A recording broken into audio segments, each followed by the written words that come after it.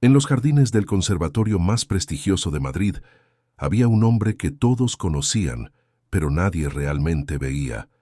Miguel Hernández, de 45 años, llevaba 15 años cortando césped, podando rosales y regando las flores que decoraban los pasillos donde los futuros maestros de la música estudiaban. Era mudo de nacimiento y su mundo era uno de silencio absoluto, pero había algo en sus ojos que brillaba cada vez que los estudiantes practicaban sus instrumentos. Miguel había aprendido a leer los labios con una precisión extraordinaria, y aunque no podía escuchar las melodías, sentía cada vibración que atravesaba el suelo de mármol del conservatorio. Veía cómo los profesores movían sus manos al dirigir, cómo los rostros de los estudiantes se transformaban al tocar, y había algo en todo eso que lo fascinaba profundamente. Una tarde de octubre, mientras limpiaba las ventanas del aula principal, Miguel observó al director del conservatorio, el maestro Eduardo Vázquez, discutir acaloradamente con un grupo de compositores. Habían estado intentando crear una sinfonía para el Festival Internacional de Música Clásica, pero después de meses de trabajo, ninguna de sus composiciones lograba capturar la esencia emocional que buscaban. El prestigio del conservatorio estaba en juego. Miguel no podía escuchar las palabras, pero la frustración en sus rostros era inconfundible. Esa noche, mientras cerraba los jardines, algo extraordinario comenzó a gestarse en su mente silenciosa. ¿Alguna vez has sentido que tenías algo importante que decir pero nadie te escuchaba? Escribe en los comentarios la palabra silencio si también has vivido esa sensación. Durante semanas, Miguel comenzó a observar cada detalle con una intensidad diferente. Notó cómo las hojas del roble centenario se movían creando patrones que parecían seguir un ritmo específico, cómo las gotas de agua de la fuente principal caían en intervalos perfectos, y cómo incluso los pasos de los estudiantes en el patio generaban secuencias rítmicas naturales. En su pequeño cuarto de mantenimiento, Miguel había comenzado a dibujar símbolos extraños en papel reciclado. No eran las notas musicales tradicionales que veía en los libros del conservatorio, sino algo completamente nuevo.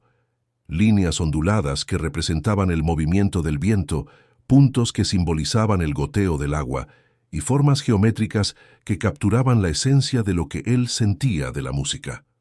Una mañana, mientras regaba las petunias cerca del aula de composición, Miguel presenció una conversación devastadora. El maestro Vázquez estaba al teléfono con los organizadores del festival, y aunque Miguel no podía escuchar, los gestos de desesperación eran evidentes.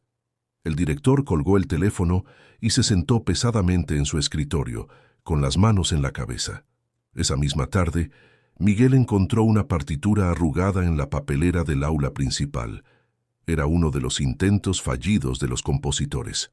La rescató cuidadosamente, la alisó y por primera vez en su vida estudió detenidamente la estructura de la música escrita.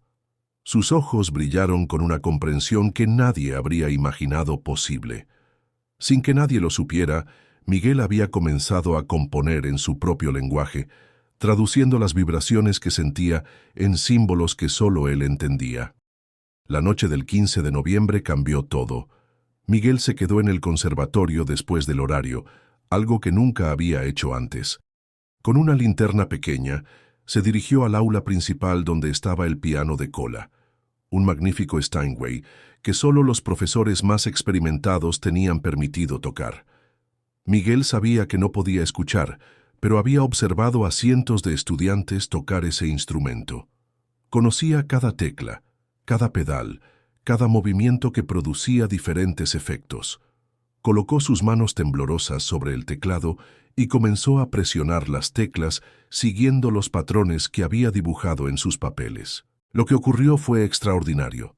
Aunque Miguel no podía escuchar la melodía, sentía cada vibración a través de sus dedos, a través del banco donde estaba sentado, a través de todo su cuerpo. Las vibraciones le contaban una historia que sus oídos nunca podrían escuchar, pero que su alma comprendía perfectamente. Durante 3 horas, Miguel trabajó en su composición secreta. Transcribió sus símbolos extraños a la notación musical tradicional. copiando meticulosamente los patrones que había observado en las partituras desechadas. No era perfecto, pero había algo en esa música que pulsaba con una honestidad brutal, con una emoción que provenía de un lugar más profundo que el sonido mismo. Al amanecer, Miguel dejó la partitura en el escritorio del maestro Vázquez, sin firmarla, sin explicación alguna. Solo escribió una nota. Para el festival. De alguien que siente la música diferente. Si esta historia te está emocionando tanto como a nosotros, deja tu like para que más personas puedan conocer lo que está a punto de suceder. El maestro Vázquez llegó temprano esa mañana, como era su costumbre.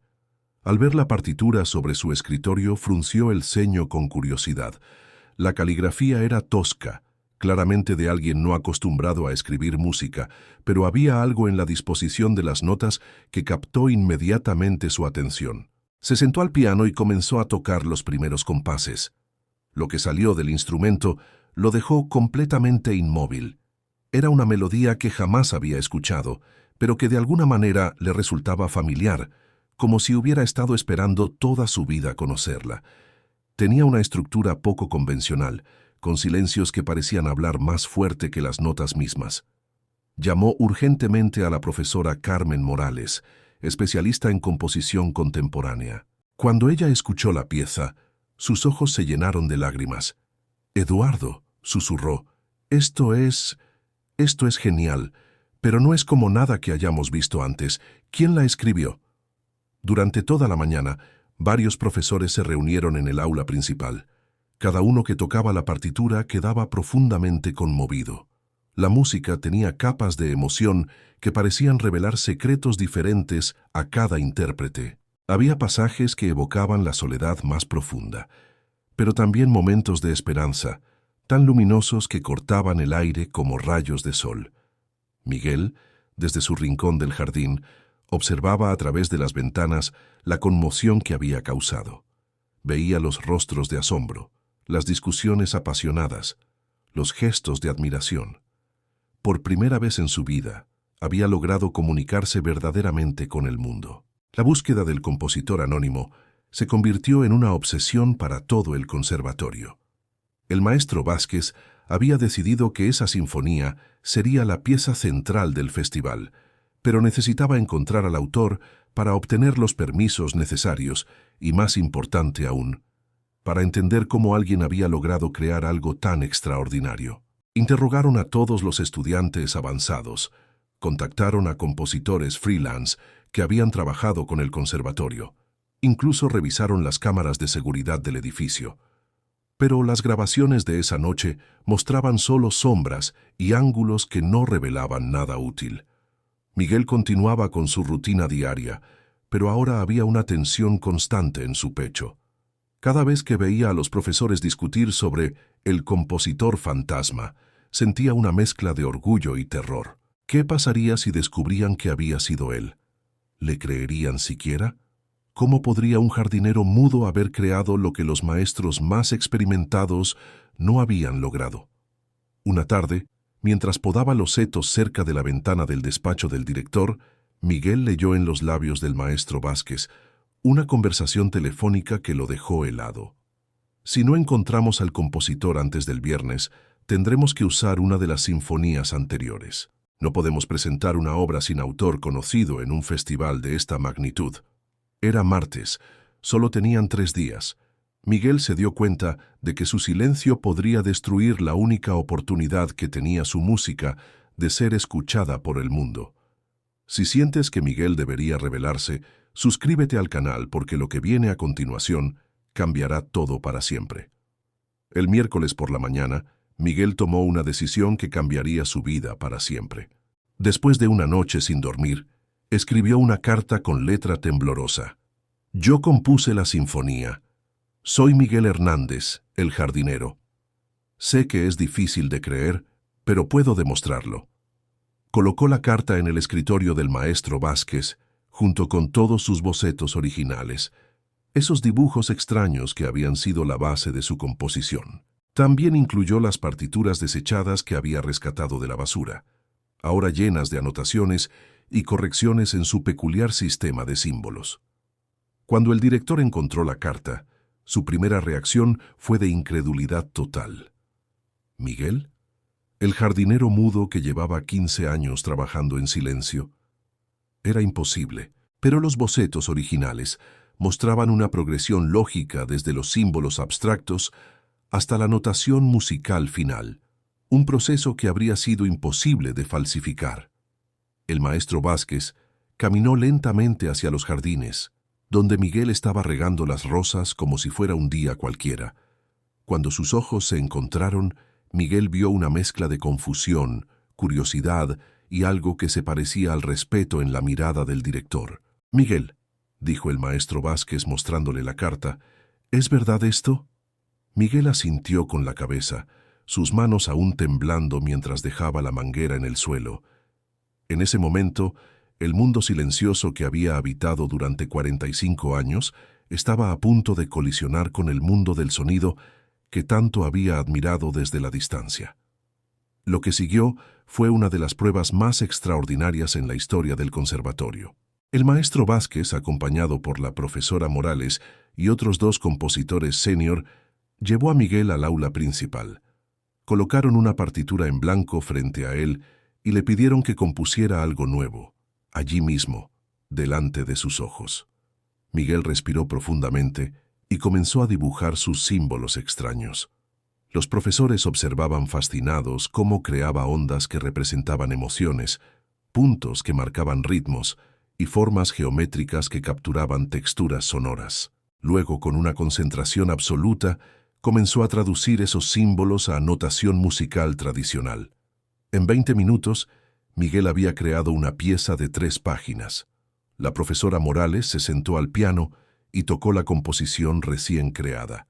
La música que llenó el aula era increíblemente hermosa, con una estructura emocional que contaba una historia completa, desde la incertidumbre inicial hasta una resolución que dejaba al oyente con una sensación de paz profunda. «Dios mío», murmuró el maestro Vázquez, «¿cómo es posible que alguien que no puede escuchar entienda la música mejor que nosotros?» Miguel tomó papel y lápiz y escribió una respuesta que los dejó sin palabras. «Ustedes escuchan las notas. Yo siento las almas de las notas. Ustedes oyen el sonido. Yo vivo la emoción pura que el sonido quiere transmitir». En ese momento, todos entendieron que habían sido testigos de algo que trascendía cualquier definición convencional de talento musical. La noticia de que un jardinero mudo había compuesto la sinfonía más extraordinaria que el conservatorio había visto en décadas se extendió como un incendio. Los medios de comunicación comenzaron a llamar, los estudiantes se congregaban en los pasillos para ver a Miguel trabajar y músicos de toda España pedían conocer al compositor del silencio. Pero Miguel se sentía abrumado. Había vivido 45 años en la invisibilidad y ahora todo el mundo quería conocerlo, entrevistarlo, entender su proceso creativo. El maestro Vázquez se dio cuenta de que Miguel necesitaba protección y espacio para procesar lo que estaba ocurriendo. «Miguel», le escribió el director en una nota, «¿quieres que tu sinfonía sea tocada en el festival? Podemos cancelar todo si te sientes incómodo». Miguel leyó la nota y por primera vez en semanas sonrió genuinamente. Escribió su respuesta. «Toda mi vida he sentido que tenía algo importante que decir, pero nadie me escuchaba. Ahora tengo la oportunidad de que el mundo escuche mi voz a través de la música. Sí, quiero que la toquen». Lo que Miguel no sabía era que la sinfonía había llegado a oídos del director de la Orquesta Sinfónica Nacional, quien había solicitado una copia de la partitura. Después de estudiarla durante horas, tomó una decisión que cambiaría todo. No solo la tocarían en el festival local, sino que la presentarían como la pieza de apertura de su temporada internacional. La música de Miguel estaba a punto de ser escuchada por millones de personas en todo el mundo. El día del festival llegó con una expectación que nadie había experimentado antes en el conservatorio. La sala principal estaba completamente llena, con músicos profesionales, críticos internacionales y personas que habían viajado desde diferentes ciudades solo para escuchar la sinfonía del jardinero mudo. Miguel estaba sentado en la primera fila, vestido con su mejor traje, que había comprado especialmente para la ocasión. Sus manos temblaban no de nerviosismo, sino de emoción pura. A su lado, el maestro Vázquez le había preparado un intérprete de lenguaje de señas para traducir todo lo que ocurría en el escenario. Cuando el director de la orquesta levantó la batuta, un silencio absoluto se apoderó de la sala. Los primeros compases de la sinfonía llenaron el espacio con una delicadeza que hizo que varios espectadores contuvieran la respiración. La música de Miguel tenía la capacidad única de hacer que cada persona en la audiencia sintiera que estaba escuchando sus propios pensamientos más profundos, traducidos en sonido. Durante los 35 minutos que duró la interpretación, Miguel observó cada rostro en la audiencia. Vio lágrimas, sonrisas, expresiones de asombro y reconocimiento. Aunque no podía escuchar su propia música, podía ver su impacto en tiempo real. Cuando terminó el último acorde, el silencio se extendió por varios segundos antes de que estallara una ovación que duró más de 10 minutos. Miguel se levantó lentamente y por primera vez en su vida se sintió verdaderamente escuchado. 6 meses después del festival, la vida de Miguel había cambiado completamente, pero él seguía siendo esencialmente el mismo hombre humilde que había trabajado 15 años en los jardines del conservatorio. Su sinfonía Voces del Silencio se había convertido en una de las piezas más interpretadas del año, tocada por orquestas en Nueva York, Londres, Viena y Tokio. El conservatorio le había ofrecido un puesto como profesor de composición alternativa, donde enseñaba a estudiantes su método único de sentir la música antes de escribirla. Miguel había desarrollado un sistema pedagógico revolucionario que ayudaba a músicos con y sin discapacidades auditivas a conectar con la música de manera más profunda. Una tarde, mientras caminaba por sus queridos jardines, Miguel encontró una carta que alguien había dejado en el banco donde solía descansar.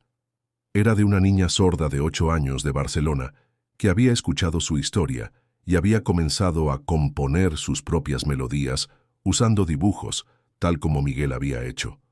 «Señor Miguel», decía la carta, «usted me enseñó que no necesito escuchar para hacer música.